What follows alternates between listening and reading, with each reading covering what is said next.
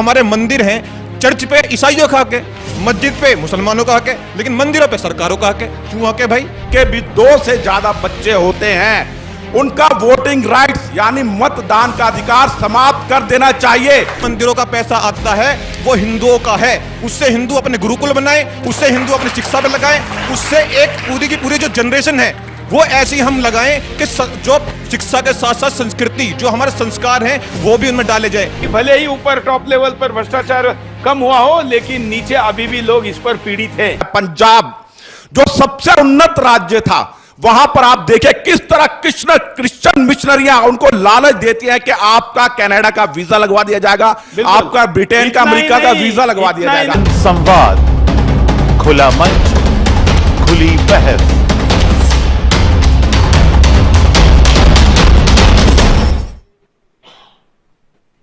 नमस्कार, मैं हूं सुरेश चौहान के और आप देख रहे हैं जन संवाद।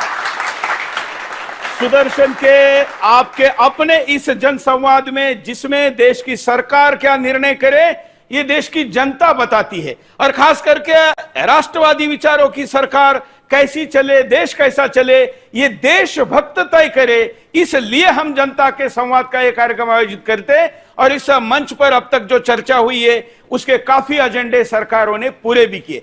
आज हम जब आपके सामने खड़े हैं तो मोदी 3.0 तीसरे मोदी सरकार आई है, तीसरी बार आई सरकार का पहला संसद का अधिवेशन होने जा रहा है, मंत्रालय का वितरण वगैरह सब हो चुका है। ऐसे में इस सरकार का अब इमीडिएट क्या एजेंडा हो? सभी को जय श्री राम। जैसे सभी, पहले तो मैं पर्यावरण का छोटा सा कहूंगी अपने, अभी अगले मुद्दे पे चल जी। जैसे हमने तीसरी बार अपने आदरणीय श्री नरेंद्र मोदी जी को चुना है, तो मैं ये चाहूंगी कि मैं सुदर्शन न्यूज चैनल के माध्यम से उन तक सिर्फ एक ही बात चाहूंगी कि सबसे पहले जो ये जनसंख्या निरंतर कानून है, सबसे पहले लागू ये करे, क्योंकि जो पहले कई सारे मुद्दे थे जो उन पे वो खरे भी उतरे हैं, और हमें आश्वासन है और हमें भरोसा भी है कि सबसे पहले तो वो ये काम करे, क्योंकि जब बैलेंस बनेगा तभी हमारा भारत, इंडिया करते हैं, लेकिन हमें अपना भारत इंडिया नहीं बल्कि भारत चाहिए। जय श्री राम। बिल्कुल। मोदी जी अगर देश को बचाना चाहते हैं तो जनसंख्या नियंत्रण से कुछ नहीं होगा। जब तक भारत की नागरिकता तय नहीं होगी, और जो भारत के नागरिक नहीं हैं, मैं 2 टूक आपके चैनल पर कहना चाहता हूं, जो मुगलों और अंग्रेजों ये दोनों ही भारत के नागरिक नहीं हैं, और मुगलों की औलाद और अंग्रेजों को औलाद ये भी भारत के नागरिक नहीं है। कोई भी साबित करके दिखा दे। इसलिए संसद में नागरिकता ठीक है, हम ऑलरेडी भारत सरकार को जनसंख्या की जब बात करते हैं तो नागरिकता मतलब जो घुस बैठी है उस घुस बैठियों को और गद्दारों को, ठीक है कुछ भी नहीं है। आगे अभी जल, जंगल, जमीन के दोहन की बात हो रही थी, और ये दोहन इसलिए हो रहा है क्योंकि जनसंख्या पे बोलना है। जनसंख्या निरंतर बढ़ रही है। भारत सरकार को जल्द से जल्द और कठोर जनसंख्या नियंत्रण कानून लाना चाहिए।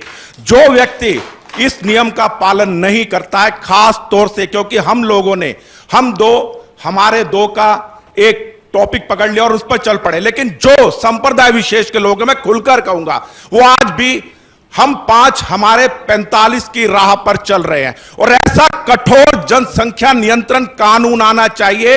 अगले 5 वर्ष के बाद जिनके भी 2 से ज्यादा बच्चे होते हैं, उनका वोटिंग राइट्स यानी मतदान का अधिकार समाप्त कर देना चाहिए। क्योंकि अगर आप सरकारी सुविधाएं बंद करेंगे, इन पे कोई फर्क नहीं पड़ने वाला।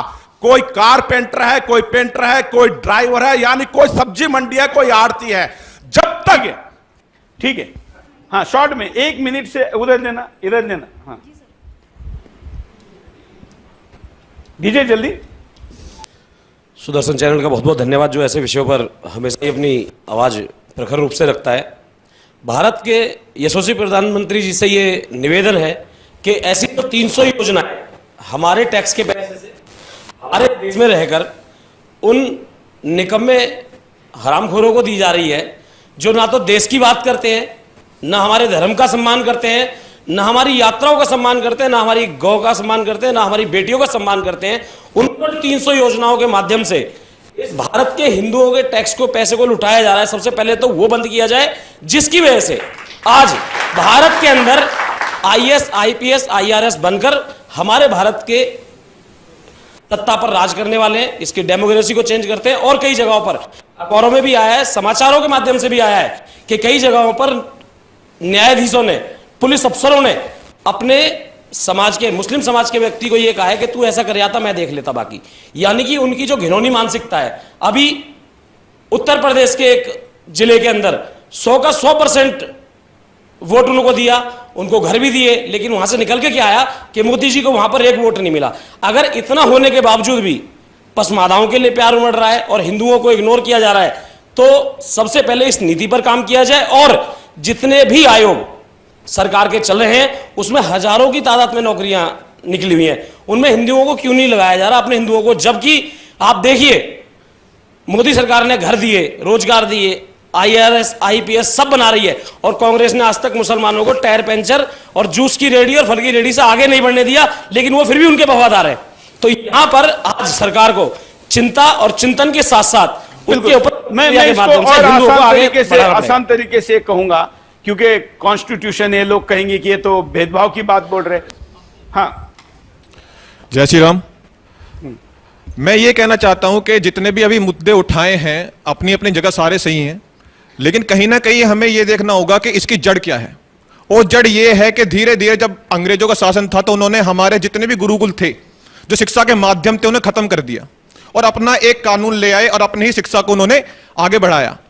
आज की डेट में हमें सबसे ज्यादा यह चाहिए कि हमारा एक एक युवा जो भी है, जो एक भी हमारे यहां पर बच्चे हैं, बड़े हैं, उनको यह ज्ञान होना चाहिए कि उनके मुद्दे क्या हैं। आज हमें पता ही नहीं हमारे मुद्दे क्या हैं। और सबसे बड़ा मुद्दा हमारा यह होना चाहिए कि जो हमारे मंदिर हैं, चर्च पे ईसाइयों का हक है, मस्जिद पे मुसलमानों का हक है, लेकिन मंदिरों पे सरकारों का हक है। क्यों हक है भाई? हम स्पेशल है क्या? इस देश की मेजोरिटी को ही आपने सेकंड क्लास सिटीजन बना दिया अपने ही देश में, तो फिर क्या फायदा? अगर जो 60,000 करोड़ रुपए सिर्फ तमिलनाडु के बता रहा हूं मैं, 60,000 करोड़ रुपए प्रति साल सरकार ले लेती है। किसी को भर्ती करना है कि चलो कोई बात नहीं, तू मेरे चाचा का लड़का है, अपना मंदिर है, वहां पर दान आएगा, तू उस पर नौकरी पर लग जा एक गार्ड की, तेरे को 50,000 60,000 दे दूंगा। वहां के एमएलए इस तरह काम करते हैं। एंडोर्समेंट डिपार्टमेंट का जो एक वहां का चीफ है जो कि सारे कनेक्ट करता है मंदिरों के पैसे को, वो वहां पर जाकर कहता है कि सनातन तो कोई है ही नहीं।